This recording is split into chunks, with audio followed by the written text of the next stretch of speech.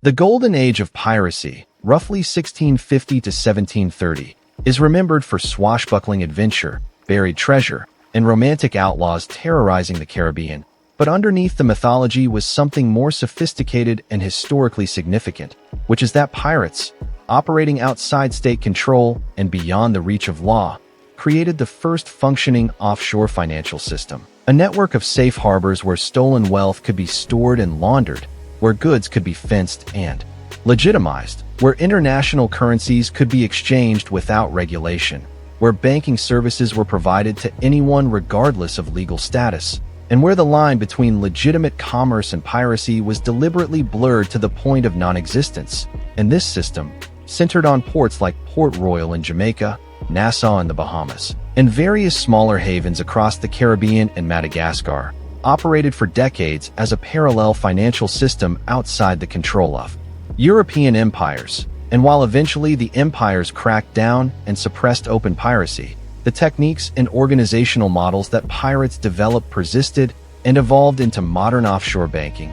tax havens, and the shadow financial system that exists today, serving the same basic functions that pirate ports served in the 17th century, providing financial services beyond the reach of state regulation and taxation, facilitating transactions that couldn't happen in legitimate channels, and enabling the wealthy and criminal to hide and move money without oversight. So understanding how pirates built this system, why it emerged when it did, and how it worked reveals not just colorful history, but the origins of financial infrastructure that shapes the modern world. The context was the expansion of European empires into the Americas and the development of Atlantic trade. By the mid-17th century, Spain had established a massive colonial empire extracting enormous wealth, particularly silver from mines in Mexico and Peru. And this wealth flowed back to Spain in annual treasure fleets, ships loaded with silver and gold crossing the Atlantic under armed escort. And other European powers, England and France and the Netherlands, wanted access to this wealth, but couldn't compete militarily with Spain on land in the Americas. So they turned to maritime raiding, privateering, which was state-sanctioned piracy. Governments would issue letters of marque authorizing private ships to attack enemy vessels and keep a portion of the prizes.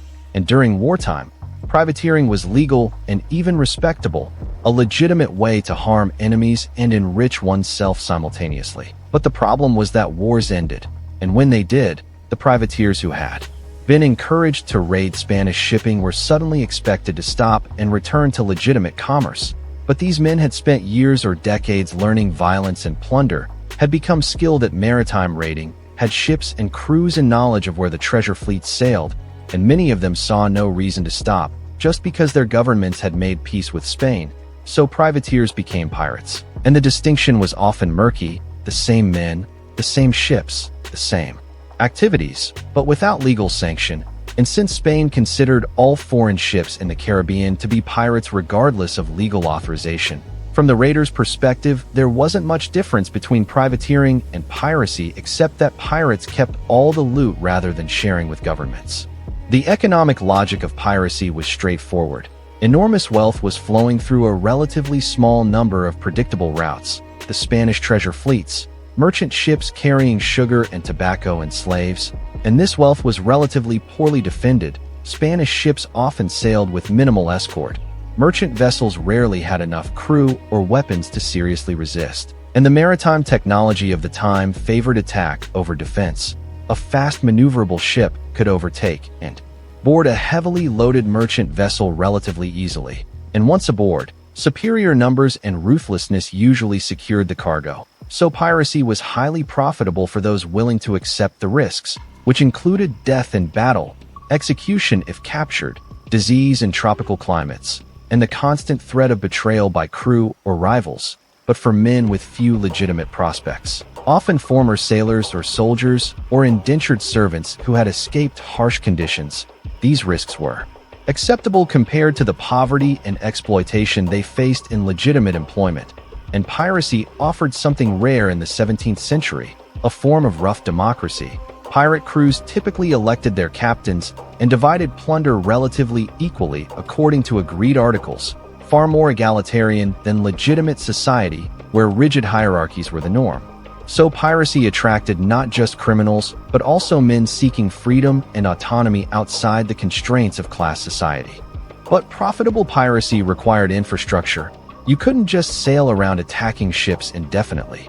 You needed places to refit and repair ships, to rest and recover between voyages, to sell stolen goods and obtain supplies, to spend your plunder on food and drink and entertainment. And most importantly, you needed safe places to store accumulated wealth where it wouldn't be confiscated by authorities. And this is where the offshore financial system emerged. Certain ports, either too remote or too lawless for effective government control, became pirate havens, places where pirates were tolerated or even welcomed. And these havens developed financial services specifically tailored to pirates' needs. And the most important of these services was fencing, converting stolen goods into money, and then converting that money into forms that could be transported or stored safely. Port Royal in Jamaica was the most important pirate haven in the Caribbean for several decades. Jamaica had been captured from Spain by England in 1655, and the English authorities in Jamaica encouraged piracy against Spanish shipping as a form of unofficial warfare. Port Royal became a major base for privateers and pirates operating throughout the Caribbean, and the town exploded in wealth and population. By the 1660s, it was one of the richest and most populous English settlements in the Americas, with a deserved reputation for vice and lawlessness. It was called the wickedest city on earth. And while this was partly moral panic, it reflected reality that Port Royal existed largely to serve pirates. And the town's merchants and tavern keepers and bankers and prostitutes all catered to men who arrived with holds full of stolen goods and pockets full of Spanish silver. And Port Royal's merchant community developed sophisticated techniques for laundering plunder. They'd buy goods from pirates at steep discounts, no questions asked, then resell them through legitimate channels, often back to the Spanish or to merchants in other colonies. And they provide banking services, holding deposits, arranging transfers, converting between currencies, all outside any regulatory framework, because Jamaica's authorities deliberately didn't regulate this activity, understood that Port Royal's prosperity depended on serving pirates, and turned a blind eye to illegal transactions as long as their cut was paid in taxes and bribes. The system worked like this. A pirate would capture a Spanish merchant ship loaded with sugar, hides, indigo, and several thousand pieces of eight. The crew would sail to Port Royal, sell the ship and cargo to merchants at perhaps half of market value. The merchants would take on the risk of reselling the obviously stolen goods, but could make enormous profits if successful. The pirates would take their silver pieces of eight, maybe spend some immediately on drink and entertainment, but the smart ones would deposit the rest with a merchant or goldsmith who offered banking services. These early bankers would hold the money for a fee, would exchange it for bills of exchange that could be used to transfer funds to England or other colonies, would convert between different currencies, Spanish silver to English pounds to Dutch guilders, whatever was needed, and crucially, they'd provide anonymity. Wouldn't ask where the money came from, wouldn't report deposits to authorities. This was offshore banking in its purest form, financial services provided beyond regulatory reach, enabling wealth acquired illegally to be hidden and legitimized. And the merchants providing these services grew wealthy themselves, became respectable despite their clients being pirates and smugglers, and some became part of Jamaica's ruling class, appointed to government positions, acquiring plantations, transitioning from criminal facilitators to legitimate gentry within a generation. Nassau and the Bahamas became important later, around 1715, after Port Royal had been destroyed by earthquake in 1692 and subsequent attempts to suppress piracy in Jamaica. Nassau was even less governed than Port Royal had been. The Bahamas were technically English, but were largely neglected, had no effective government or military presence, so pirates essentially took over, established their own governance, and used Nassau as a base for raiding merchant shipping along the American coast and in the Caribbean. At its peak around 1716 to 1718, Nassau had over 1,000 pirates, perhaps 10% of all pirates operating in the Atlantic, and the town functioned as a pirate republic, no official law but a rough order maintained by the pirates themselves. And the same financial services that Port Royal had offered, Nassau's merchants provided, buying stolen goods, changing money, holding deposits, and Nassau's advantage was its position. the Bahamas were perfectly situated to raid shipping routes between the American colonies and Europe, and to retreat from pursuit into shallow waters where larger naval vessels couldn't follow. So Nassau combined strategic military position with financial infrastructure to become the center of piracy for several years, until the British government finally cracked down, sent a fleet to reassert control, offered pardons to pirates who'd surrender, and executed or drove away those who wouldn't. And Nassau's pirate era ended around 1720, but the techniques and relationships developed there persisted. Madagascar was a third major pirate haven, much further away, in the Indian Ocean, but important for pirates raiding the incredibly wealthy trade between India and Europe. The East India Companies, English and Dutch and French, were transporting goods worth fortunes, spices, silk, jewels, and these ships were targets for pirates who'd sail around Africa to operate in the Indian Ocean. And Madagascar offered safe harbors where these pirates could refit and rest, and crucially, could trade with local merchants and with some European traders willing to deal with pirates. And the financial infrastructure on Madagascar was less developed than in the Caribbean, but still substantial. Merchants from American colonies, particularly New York, would sail to Madagascar with goods that pirates needed, rum, weapons, manufactured goods, and would trade these for pirated goods and captured ships, and would also provide banking services, taking deposits, arranging transfers, essentially serving as intermediaries between pirates and legitimate commerce. And this was hugely profitable for these merchants, who'd return to New York with holds full of exotic valuable goods bought at pirate discount prices, and nobody asked too many questions about where the goods came from. And some of these merchants became very wealthy and prominent. Frederick Phillips, who became one of colonial New York's richest men, made much of his fortune trading with Madagascar pirates, and he was hardly unique. The line between piracy and legitimate commerce was blurry, and many merchants crossed it regularly when profits were available. The financial techniques pirates and their merchant partners developed were genuinely innovative. Letters of credit that could be honored across multiple jurisdictions, allowing pirates to deposit money in Port Royal and withdraw it in London. Complex currency exchanges taking advantage of different valuations in different markets. Arbitrage opportunities that existed because currencies weren't fully integrated. Money lending to pirates planning expeditions, essentially venture capital for illegal enterprises, partnerships where merchants would fund pirate voyages in exchange for shares of plunder. These were sophisticated financial instruments, and they operated outside any legal framework, were enforced by reputation and threat of violence rather than by courts. But they worked. The system functioned for decades, facilitated enormous flows of wealth, and created fortunes for both pirates and the merchants who served them. And the key insight, the thing that made this offshore financial system work, was the combination of physical distance from state authority, creating spaces where laws couldn't be effectively enforced, and financial sophistication, the ability to provide services that legitimate banks couldn't or wouldn't provide. And these two factors, distance and sophistication, remain the basis of offshore banking today. The crackdown came gradually, as European states got stronger and more organized, as naval power increased, as the costs of tolerating piracy became higher than the benefits. The British Royal Navy expanded significantly in the early 18th century, began patrolling Caribbean and American waters more aggressively, hunting pirates, and offering pardons to those who'd surrender.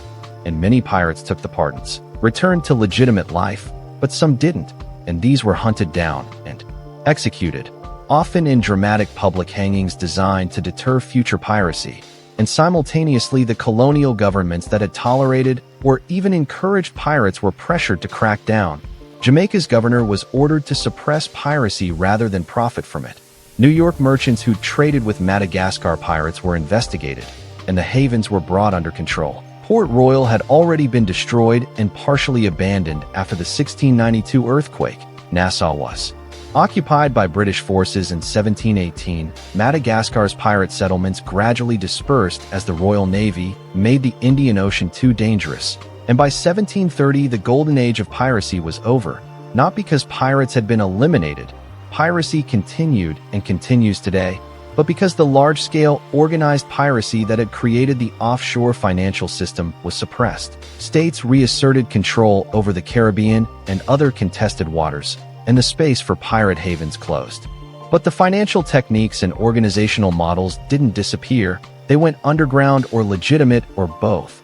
Merchants who'd made fortunes servicing pirates became respectable bankers and investors.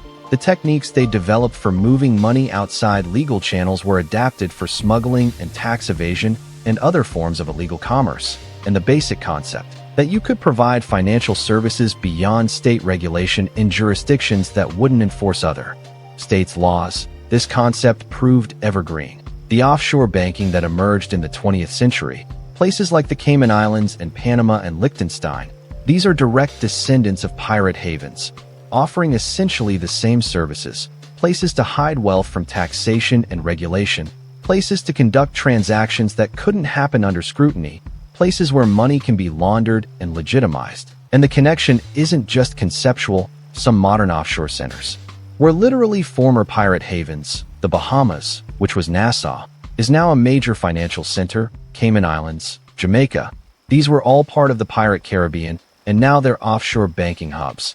The geography is the same, and while the clients have changed from pirates to corporations and wealthy individuals evading taxes, the function is the same: providing financial services beyond the reach of state regulation. The parallels are precise. Just as Port Royal merchants would buy stolen goods no questions asked, modern offshore banks accept deposits without scrutinizing their origin. This is called banking secrecy.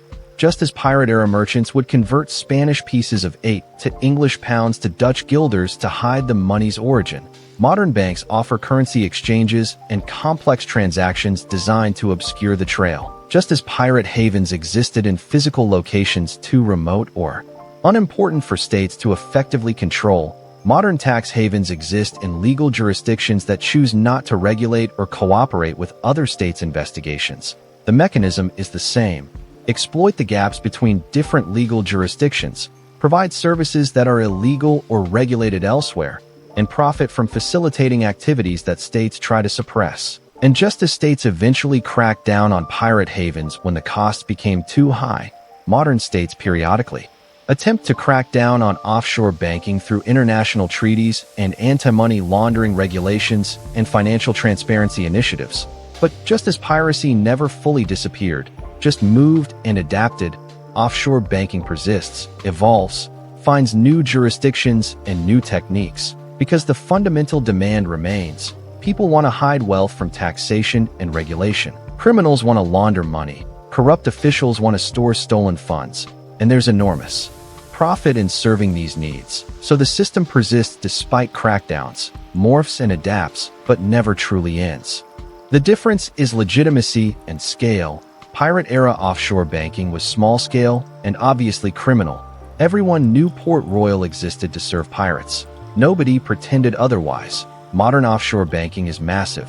Trillions of dollars flow through offshore centers, and much of it is technically legal, or exists in gray areas where legality is ambiguous. Corporations use offshore structures to minimize taxes. Wealthy individuals use offshore trusts to preserve wealth across generations. These uses are often legal even if ethically questionable, and the offshore banking industry has achieved a kind of legitimacy that pirate havens never had. Offshore centers have banking regulations and compliance departments and partnerships with major international banks. They're integrated into the global financial system in ways that make them seem respectable, but the core function remains what pirates established: providing financial services beyond effective state control, enabling wealth to be hidden and transactions to occur outside normal regulatory oversight. And this core function, this fundamental service of facilitating economic activity that couldn't happen under law, this is the legacy of piracy. This is what pirates built and what persists today. The irony is that the same states that suppressed piracy now depend on and protect offshore banking. The City of London is one of the world's largest offshore financial centers. British territories like Cayman Islands and British Virgin Islands are major tax havens. The United States protects certain states like Delaware and Nevada that offer domestic versions of offshore banking. So modern states have internalized what they learned fighting pirates: that offshore financial centers serve useful purposes, allow flexibility in a rigid international system, provide pressure relief valves where activities that are prohibited or restricted in most places can occur, and this benefits powerful interests, corporations that want to minimize taxes, wealthy individuals who want to preserve fortunes, intelligence agencies that need untraceable funding for covert operations. All of these benefit from offshore banking's existence. So states tolerate or even encourage it, selectively enforce rules, crack down on offshore centers that serve the wrong clients while protecting those that serve the right ones. This was true in the pirate era too. English authorities tolerated Port Royal as long as pirates attacked Spanish shipping and English merchants profited, only cracking down when pirates started attacking English ships. The distinction between legal and illegal, between tolerated and suppressed, was never about the activity itself, but about who benefited and who was harmed.